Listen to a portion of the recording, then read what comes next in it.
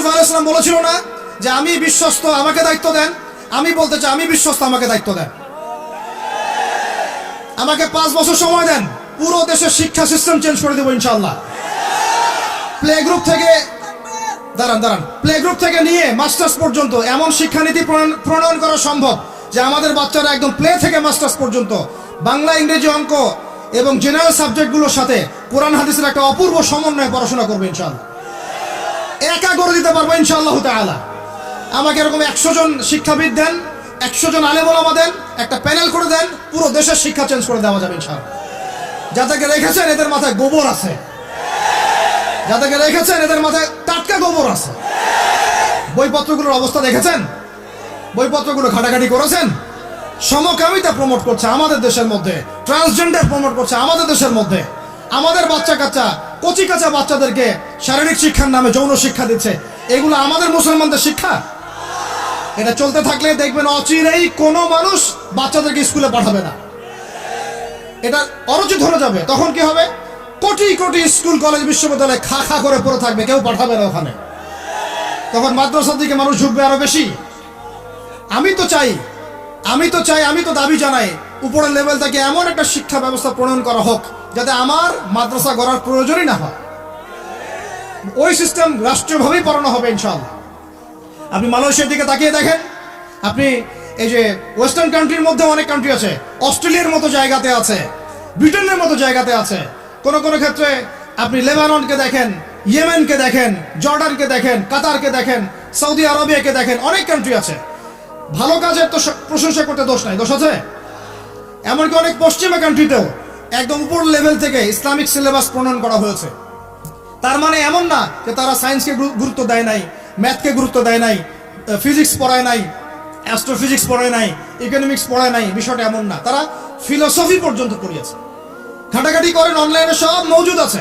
এমন শিক্ষানীতি প্রণয়ন করা সম্ভব, একদম প্লে থেকে নিয়ে মাস্টার্স পর্যন্ত। আমার ছেলে ইমামতিও করবে, এদিকে বিমানও উড়াবে ইনশাআল্লাহ। আমার মেয়ে ডাক্তারও হবে, এদিকে দেখবেন হাফেজাও হবে ইনশাআল্লাহ। একজন মুফতি সাহেব, তিনি ফতোয়া দিবেন, একই সাথে বিশ্ব অর্থনীতির সম্পর্ক জানবেন ইনশাআল্লাহ। একজন আর্মি অফিসার, তিনি যেমন সামরিক ক্ষেত্রে লিডার হবেন, তেমনি দেখবেন ফিকহের কিতাব মোতালা করে ফতোয়া দিতে পারছেন ইনশাআল্লাহ। এই যুগটা এটা কোনো মানে স্বপ্নের যুগ নয়, এই যুগটা ছিল এক সময়। বেশি দিন দূরে যেতে হবে না, আপনি 200, 300, 400 বছর পিছনে যান, দেখবেন মুসলমানরা এমন সোনালী যুগ পার করে আসছে। অতএব এগুলো কোনো গাল গল্প করছি না আমি, এগুলো বাস্তবে রূপান্তরিত করা অবশ্যই সম্ভব, বারহাক সম্ভব, যদি এরকম কিছু মানুষের মধ্যে উদ্দীপনা থাকে, একটা সৎ সাহস থাকে, আমাদের উপর থেকে যদি একটা সহযোগিতা আসে এবং আমাদের মতো যারা ইয়াং তাদেরকে যদি মূল্যায়ন করা হয়, ইনশাল্লাহ দেখবেন বাংলার জমিন পরিবর্তন হয়ে গেছে।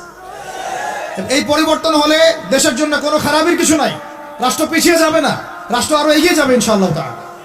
আরো ব্যাপার আছে, আপনি মালয়েশিয়ার একটা ক্লাস 10-এর বাচ্চার দিকে তাকান। ক্লাস 10-এর একটা বাচ্চা কোনোদিন মাদ্রাসায় যায়ই নাই, স্কুলে পড়েছে, কিন্ডারগার্টেনে পড়েছে, রাষ্ট্রীয় সিলেবাসে পড়েছে, মাত্র 10 থেকে 12 বছর পড়াশোনা করে ও এখন এদিকে এসএসসি এইচএসসি লেভেলেও চলে গেছে, ও লেভেল এ লেভেল পরীক্ষা দিয়েছে, এদিকে সে ইমামতি করার যোগ্যতা অর্জন করেছে। এখন আমাকে বলেন ওই রাষ্ট্রটা কি পিছিয়ে গেছে? অতএব এই শিক্ষার দিকে অনেক মনোযোগী হতে হবে আমাদের সবাইকে, আল্লাহ পাক তৌফিক দান করেন। আমরা যদি এখন এগুলোর বিরুদ্ধে গঠনমূলক কথা না বলি, গঠনমূলক প্রতিবাদ না করি এবং আমাদের রাষ্ট্রপ্রধানদেরকে না বুঝাই, তাহলে অনেক দেরি হয়ে যাবে। আজকে থেকে 20 বছর আগে ইহুদি খ্রিস্টানরা পরিকল্পনা করেছিল এই টিকটক প্রজন্ম গড়ে তোলার জন্য, তারা আজকে সফল হয়েছে। এখন আমরা যদি এখন চুপ করে থাকি, আগামী 20 বছর পর আপনি দেখবেন আরেকটা প্রজন্ম আসছে, এরা মানুষের সালাম পর্যন্ত দিবে না। দেখে নিন আপনি, 20 বছর লাগবে না, 5টা বছর যাক, তারপর দেখেন কি হয়। আল্লাহ, এরা কি এখন বাসায় ঢুকে বাবা মাকে সালাম দেয়? কারণ কোন প্রতিষ্ঠান ওকে সালাম দেওয়া শিখায় নাই, স্কুলে না, কলেজে না, কোথাও সে সালাম দেওয়া শিখছে না। আসসালামু আলাইকুম ওয়া রাহমাতুল্লাহি ওয়া বারাকাতুহু বিশুদ্ধ করে বলতে পারছে না। বিশুদ্ধ করে বলতে হবে না? অর্থ আছে না, এর একটা তাজবির আছে না? এগুলো তো আমরা গুরুত্ব দিচ্ছি না। এমন প্রজন্ম গড়ে উঠেছে অলরেডি যারা এখন পিতা মাতাকে সালাম দেয় না, পিতার সাথে ঝগড়া করে, মায়ের সাথে মায়ের গায়ে হাত তুলে, সম্পত্তির জন্য মাকে হত্যা করে, সম্পত্তির জন্য বাবার গায়ে হাত তোলে। ওদিক থেকে মাস্টার ডিগ্রি পাশ করে আসে ব্রিটেন থেকে, অক্সফোর্ড থেকে, কেমব্রিজ থেকে আইসা এদিকে প্রফেসর হয়েছে বিভিন্ন বিশ্ববিদ্যালয়ে, বাবা পড়ে আছে বৃদ্ধাশ্রমে। কতগুলো এক্সাম্পল নেবেন? এগুলো আমি কি গাল গল্প করছি? আমি কোনো গাল গল্প করতে এখানে আসি নাই, এগুলো বাস্তবতা। যদি বাহিরের চোখ দিয়ে আপনি দেখেন মনে হবে অর্থনীতি অনেক ভালো, ভিতরের চোখ দিয়ে দেখেন অর্থনীতি সুদ দিয়ে ভর্তি হয়ে গেছে। প্রত্যেক পদে পদেই সুদ। গাধাদেরকে আমি তো বুঝাতে পারি নাই। কাগজের টাকা আর এই যে আপনার এই ইলেকট্রনিক মানির কথা তো দীর্ঘদিন বলেছি, কিছু গাধা আছে এদেরকে বুঝাতে পারি নাই। এর মধ্যেও সুদ আছে, এর মধ্যে কি আছে? আর আমি কখনোই বলি নাই যে কাগজের টাকাটা হারাম। মিথ্যাচারে এরা যে পরিমাণ হাদিস জাল বানায়, এদের চেয়ে বড় জাল বানানো করে কেউ নাই বাংলাদেশে। একটা কথাকে ঘুরাই ফিরে এমন ব্যাখ্যা শুরু করবে যে আপনি বিভ্রান্ত হয়ে যাবেন। একটা ইমোশন প্রকাশ করবেন, উহুদের প্রান্তে দাঁড়িয়ে একটা ইমোশন প্রকাশ করবেন, ও বানাই দিবে ও জান্নাতের ঘ্রাণ পেয়ে আসছে। আপনি বলবেন যে কাগজের টাকা নয়, মনিটরি সিস্টেমটা হারাম, ও বানাই দিবে ও বলেছে কাগজের টাকা হারাম। আপনি বলবেন যে আপনার যদি গান শুনতেই হয় তাহলে একা একা শোনেন, আমাকে শোনাচ্ছেন কেন, ও বানাই দিবে ও গান একা শোনা জায়েজ বানাই দিছে। এত খবিস, এত খান্নাস। এদের চরিত্রটা চিনতে পারতাম না আমরা যদি গাজাই শোনা আসতো। আল্লাহর কসম আমিও কিছু কিছু জায়গায় এদেরকে কোনো কোনো ক্ষেত্রে ভালো মনে করতাম। আল্লাহর কসম গাজাই শোনা আসলে আমি বুঝতে পারতাম না এদের ভিতরে কত মুনাফেকি আছে। আল্লাহ পাক আমাদেরকে মুনাফেকদের থেকে হেফাজত করেন, মাজলুম ভাইদের সাথে থাকার তৌফিক দান করেন, জালেমদের পক্ষপাতিত্ব করা থেকে আল্লাহ হেফাজত করেন। নির্লজ্জদেরকে দেখেছেন? নির্লজ্জরা এখনো বলেছে আইয়ুবী রাহিমাহুল্লাহর আকীদা ঠিক ছিল না। বলি নাউযুবিল্লাহ। আর আইয়ুবী রাহিমাহুল্লাহ যে ঘোড়ায় চড়ে জিহাদ করেছেন, ওই ঘোড়ার খুরের নিচে যে পরিমাণ মাটি ছিল, তোমার মতো হাজারটা মাতখালিকে ওই জায়গায় নিয়ে গেলেও তার সমপরিমাণ হবে না কখনো ইনশাআল্লাহ। আইয়ুবী রাহিমাহুল্লাহ যে তরোয়াল দিয়ে যুদ্ধ করেছেন, ওর এক ফোঁটা রক্তের দাম তোমাকে বিক্রি করলে হবে না ইনশাআল্লাহ। তুমি তার আকীদা নিয়ে প্রশ্ন তোলো, নির্লজ্জ কোথাকার। একজন বলেছে ফিলিস্তিনিরা মাইর খাবে না কেন? ইহুদিদের সাথে থাকতে থাকতে নাকি ওদের মতোই হয়ে গেছে। নাউযুবিল্লাহ। আল্লাহ মাফ করেন, আল্লাহ হেফাজত করেন। একজন বলেছে যে হামাস ইহুদিদেরই হাতে তৈরি করা, বিচ্ছিন্ন হয়ে নাকি সন্ত্রাসী কর্মকাণ্ড করছে। বলার ভাষা নাই, আমি বলতে বলতে ক্লান্ত হয়ে গেছি, আর বলতে চাই না। বলার আমার রুচিও করে না, আর ভাষাও নেই। তবে এতটুকু আপনাদেরকে আমি আশ্বস্ত করতে চাই, ইনশাআল্লাহ তাআলা বাংলাদেশের হকপন্থী ওলামায়ে কেরামদের যে জামা আছে, কওমি কোরআনের ওলামায়ে কেরামদের যে হকপন্থী ওলামায়ে কেরামদের জামা আছে, প্রত্যেক বই, প্রত্যেক মেম্বার, প্রত্যেক আলোচনায় তারা আল আকসা ইস্যুটাকে জীবিত রাখবে ইনশাআল্লাহ। এটাকে আমরা জীবিত রাখবো ইনশাআল্লাহ। ওরা এটাকে ভুলিয়ে দিতে চাচ্ছে, এই জন্য নতুন নতুন ইস্যু তৈরি করার চেষ্টা করছে। খবরদার, আপনারা এই ইস্যুতে পা দিবেন না। আপনাদেরকে ভিতরে চোখ খুলতে হবে এবং মূল গন্তব্য চিনতে হবে। আল্লাহ রাব্বুল আলামিন আমাদের সবাইকে ভিতরে চোখ দিয়ে এই বিশ্বকে দেখার তৌফিক দান করেন। বিশ্ব অর্থনীতিকে দেখবেন, ভিতরে চোখ দিয়ে দেখবেন। ইলেকট্রনিক মানির মধ্যেও সুদ আছে, কাগজের টাকার ভিতরেও সুদ ঢুকেছে। সামনে আসবে বিটকয়েন্স, যেটা অলরেডি চলে আসছে।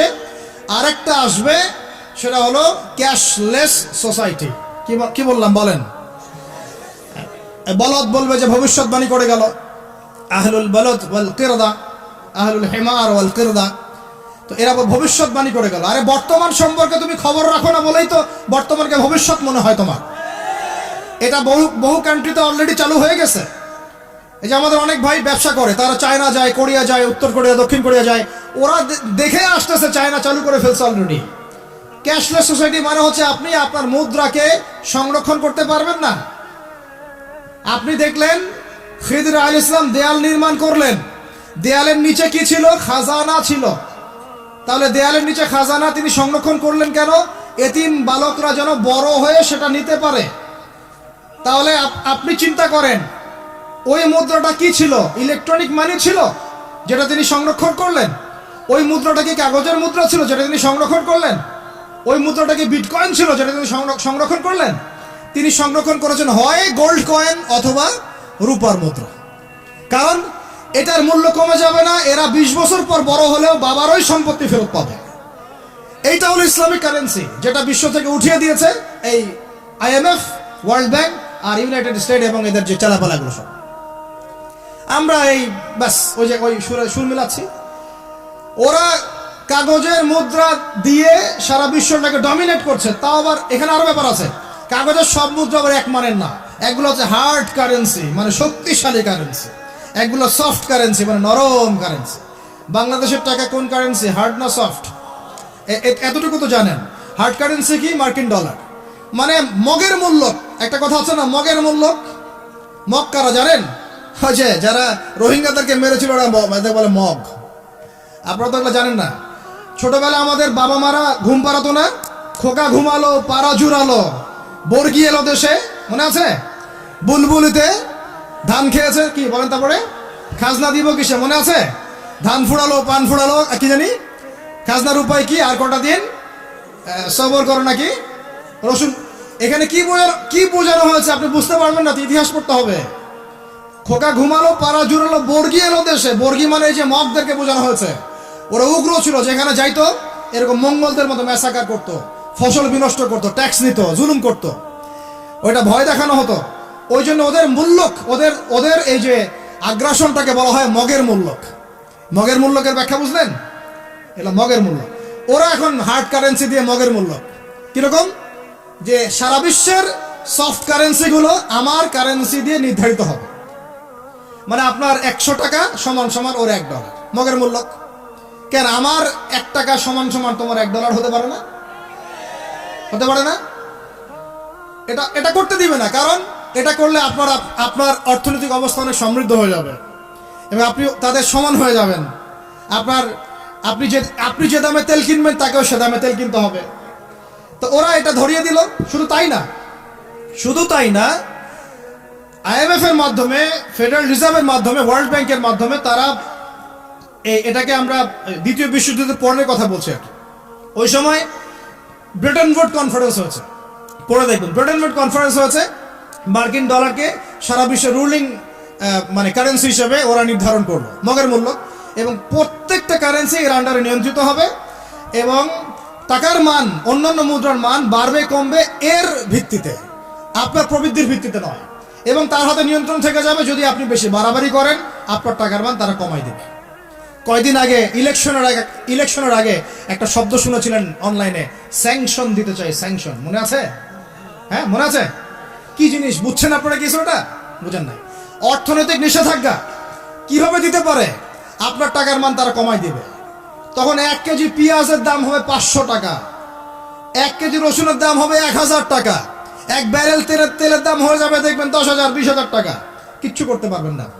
তুরস্কের মতো কান্ট্রি যখন ঘুরে দাঁড়ানোর চেষ্টা করছিল, ওদের লিরার মান তারা বাড়িয়ে দিল একদম, ওটা তো মনে হয় 12,000 পর্যন্ত চলে গেছে। ইনফ্লেশন বলি আমরা এটাকে, মুদ্রাস্ফীতি, ওটা প্রায় 12,000% পর্যন্ত বেড়ে গিয়েছিল, বলি নাউজুবিল্লাহ। এগুলো জুলুম, অর্থনৈতিক জুলুম। বাইরের চোখ দিয়ে দেখলে মনে হবে সুন্দর চলছে সবকিছু, ভিতরের চোখ দিয়ে দেখা শিখলে বুঝবেন অর্থনৈতিক ক্ষেত্রে এই বিশ্বে এই জায়নিস্টরা, ইহুদি খ্রিস্টানরা সবচেয়ে বেশি জুলুম করেছে। আরো আছে, বলতে থাকলে সারা রাত যাবে। এরপরে তারা আরবদেরকে বুঝালো, ইয়া শাইখ, আরবদেরকে বুঝালো, হাবিবি, ইয়া হাবিবি, কাছে আসেন, শোনেন, আমরা আপনাদের কাছে তেল আছে, আপনারা তো তেল বয়কট করে দিয়েছেন, আর তেল ছাড়া তো আমাদের যুদ্ধ বিমান ফ্লাই করছে না। তেল কাদেরকে দিয়েছে আল্লাহ পাক? মিডল ইস্টে আরবকে দিয়েছে, ঠিক আছে? এখন হাবিবিকে বলা হচ্ছে আপনারা তো তেল বয়কট করে দিলেন। এটা করেছিল বাদশাহ ফয়সাল, বলেন রাহিমাহুল্লাহ। উনি একজন সাহসী নেতা ছিলেন, এই জন্যই তাকে গুপ্ত হত্যা করা হয়েছে। সাহসী যারা তাদেরকে গুপ্ত হত্যা করে এদের একটা সুন্নত, এটা মাথায় রাখবেন। খুব ট্যালেন্টেড একজন দেখবেন, খুব ট্যালেন্টেড একজন বিজ্ঞানী দেখবেন, হঠাৎ নাই, তাবাস করে মিসাইল এসে পড়ে গেল। এমন সূক্ষ্ম স্নাইপার দূর থেকে 12,000 কিলোমিটার দূর থেকে মেরে দিল, আপনার কলিজার মধ্যে ফেলে গেল। এগুলো জেনে বুঝেই আমরা প্রতিদিন সকাল করি, সন্ধ্যা করি, আলহামদুলিল্লাহ। কারণ অ্যাটলিস্ট আপনাকে তো জানতে হবে। জেনে নেন, পরে আপনারা চিন্তা করবেন যে কিভাবে লাইফ লিড করবেন। ফাযাক্কির ইন্নামা আনতা মুযাক্কির, আপনি উপদেশ দিন, শুধু আপনি উপদেশ দাতা। লাস্তা আলাইহিম বিমুসাইতির। ফাযাক্কির ইন নাফাআতিয যিকরা সায়াযাক্কারু মান ইয়াখশা, যারা আল্লাহকে ভয় করে তারা ফিরে আসবে ইনশাআল্লাহ। তো যেটা বলছিলাম, বাদশা ফয়সাল একদম বয়কট করে দিলেন। এবার ওরা এসে বুঝাচ্ছে যে তেল ছাড়া তো আমাদের চলছে না। এদিকে ওদের ডলারের মান কমে যাচ্ছে, মুদ্রাস্ফীতি হচ্ছে, ইনফ্লেশন হচ্ছে। এখন তারা বোঝালো যে ঠিক আছে, একটা চুক্তি করা যাক। যুবকরা ভালো করে শোনেন, এগুলো জানেন না বলেই অনেক সময় আপনি সহি সহি বলে সহি ভুল পথে যাচ্ছেন ভাই। সহি পথেই যাচ্ছেন, বাট এটা সহি ভুল হয়ে যাচ্ছে। কথা বুঝতে পারছি? সহিহের আড়ালে একটা মারাত্মক জয়ীফার জাল আকীদা আছে, এটা আপনার সামনে সহি দিয়ে ঢেকে দেওয়া হয়েছে, বুঝতে পারতেছেন না। এই জায়গাটাকে ভালো করে বোঝেন। যখন উম্মার সাথে কেউ গাদ্দারি করে তখন সে সহি থাকে না। উম্মতের সাথে কেউ যদি গাদ্দারি করে তখন সে কি থাকে না? সহি থাকে না। এখন আসেন, আমি ধর্মতাত্ত্বিক কথা বলছি আগে। এখানে বাচ্চা ফয়সাল তাকে কনভিন্স করা হলো, ঠিক আছে আমরা তেল কিনবো, আপনাদের কাছ থেকে কিনবো, আপনাদের গলফ কান্ট্রি যেগুলো আছে এদের কাছ থেকে কিনবো, তবে একটা শর্ত, আপনারা তেল বিক্রি করবেন শুধু মার্কিন ডলারে, অন্য কোনো কারেন্সিতে তেল বিক্রি করতে পারবেন না। বলেন নাউজুবিল্লাহ। আপনি বাংলাদেশ গভর্নমেন্ট যদি গিয়ে এক ব্রিফকেসের মধ্যে 1 কোটি টাকা নিয়ে যায়, বুঝেন কথা, বুঝতে পারতেছেন? 1 কোটি টাকা আমাদের টাকা নিয়ে গিয়ে যদি বলে শেখ হাবিবি আমাকে তেল দাও, ওরা বলবে তেল দিতে পারবো না, খালাস, কুল্লু খালাস, এখান থেকে বের হও। কথা বুঝতে পারেন নাই? 1 কোটি কি দিবেন? টাকা, তেল দিবে না, লিখে নেন, দিবে না। কিন্তু সেই 1 কোটি টাকাকে যদি আপনি ডলারে কনভার্ট করেন, ওটাকে ডলার দিয়ে কনভার্ট করেন, করে যদি বলেন হাবিবি তেল, তখন বলবে যে আসো দাঁড়িয়ে তেল নিয়ে যাও, খালাস, কুল্লু খালাস। এটা বুঝতে পারছেন? তেল বিক্রি করব শুধুমাত্র ডলার দিয়ে, ডলার ছাড়া অন্য কোনো কারেন্সিতে তেল বিক্রি করতে পারবো না। এটা পশ্চিমারা আরবদের সাথে একটা সন্ধি করলো আর কি, চুক্তি করলো। এই চুক্তির নাম হলো পেট্রো ডলার মনিটরি সিস্টেম। বুঝতে পারলাম? Petro dollar monetary system. এর বদৌলতে আরবের মরুভূমি হয়ে গেল এখন একদম অট্টালিকার প্রাসাদ। বোঝা যায়?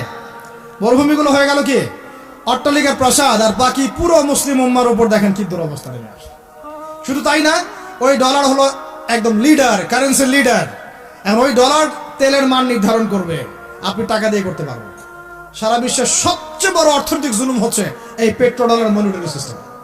এর চেয়ে বড় কোনো জুলুম হয়নি অর্থনৈতিক জীবনে। এখন অনেক ওলামায়ে কেরাম আছেন আপনারা এখানে, আমি জানি উপস্থিত, আপনারা একটু ফিকহের কিতাবগুলো মোতালা করে আমাদেরকে একটা ফতোয়া দিয়েন যে এইরকম মনিটরি সিস্টেম প্রণয়ন করা জায়েজ না না জায়েজ। এটা আপনারা চিন্তা ফতোয়া দিয়েন, আমি ফতোয়া দিতে পারবো। আমি অর্থনৈতিক ভাষায় বলতেছি যে এই মনিটরি সিস্টেমটা পুরো বিশ্বে জুলুম নিয়ে আসছে। এখন আদতে, এখন শোনেন এই অংশটুকু শোনেন, তারপরে আমি শেষের দিকে চলে আসতেছি। আদতে এতে পশ্চিমাদের লাভ কি হয়েছে শোনেন। আমার কাছে এই যে ডলার, এটা আমি ছাপাই আমার দেশে, আমার কারখানায়। আমার খরচ হচ্ছে কাগজ, আমার খরচ হচ্ছে মেশিন, আমার খরচ হচ্ছে কালি। বোঝা যায়? বোঝা যাচ্ছে? আচ্ছা, এখন সেটা আমি বানালাম, ছাপালাম, গিয়ে আমি আরবকে দিলাম, তেল দাও। ওরা এই কাগজের টাকাটা নিল, নিয়ে রিজার্ভ করলো, করে মূল যে তেল, এই তেলটা মনে করেন তেল বা সোনা, তেল বা সোনা একই কথা, কারণ সোনার ফাংশন প্লে করছে এখন তেল। এখন তো যেহেতু গোল্ড দিনার নাই, দিরহাম নাই, এই তেলটা তারা নিল, নিয়ে ওদের দেশের আন্ডারগ্রাউন্ডে বাংকার আছে, গ্যালনকে গ্যালন তেল রিজার্ভ করতে থাকলো। এমনভাবে রিজার্ভ করতে থাকলো যে বিগত আগামী 30 বছর যদি বিশ্বে কোনো তেল নাও থাকে, ওরা চলতে পারবে, প্লেন উড়াইতে পারবে। ওদের মিলস বন্ধ হবে না, ফ্যাক্টরি বন্ধ হবে না, ওদের ইন্টারনেট সেকশন বন্ধ হবে না, বিদ্যুৎ বন্ধ হবে না, ওদের কোনো কিছুই বন্ধ হবে না, কোনো প্রযুক্তি বন্ধ হবে না। এত তেল তারা এখন রিজার্ভ করলো কি দিয়ে? ওর দেশে ছাপানো বিনামূল্যের ডলার দিয়ে। এবং সেই ডলারটা আমরা নিলাম, নিয়ে আমরা মাশাআল্লাহ অট্টালিকা নির্মাণ করলাম, আর মনে করলাম যে মাশাআল্লাহ আমি তো খুব ধনী হয়ে গেলাম, সমৃদ্ধি অর্জন করলাম। আদতে এখানে পশ্চিমাদের সবই লাভ। আমরা বলি না জালাও তাই কদু, সরি, আমরা বলি আম গেল সালাও গেল, তাই না? এখানে আমও তাদের, সালাও তাদের। আদতে আমাদের কিছু নাই। আপনারা হাসতেছেন, কিন্তু এটা হচ্ছে সারা বিশ্বের সবচেয়ে বড় জুলুম। এখন আমরা তো থার্ড ওয়ার্ল্ডের কান্ট্রি, এটা হচ্ছে যারা বড় বড় ধনী রাষ্ট্র, ওদের অবস্থা হচ্ছে এই। আর আমরা যারা থার্ড ওয়ার্ল্ডের কান্ট্রি, উন্নত বিশ্বের দিকে এগিয়ে যাচ্ছে, আমরা যারা আস্তে আস্তে, যে পথে আমাদের দুর্নীতি বাধা, আমাদের এই যে নৈতিকতার অবক্ষয় বাধা, আমাদের মধ্যে আমার অধীনতা বাধা, এই বাধাগুলো আমাদেরকে আগাতে দিচ্ছে না। তা আমাদের অবস্থা কি হতে পারে?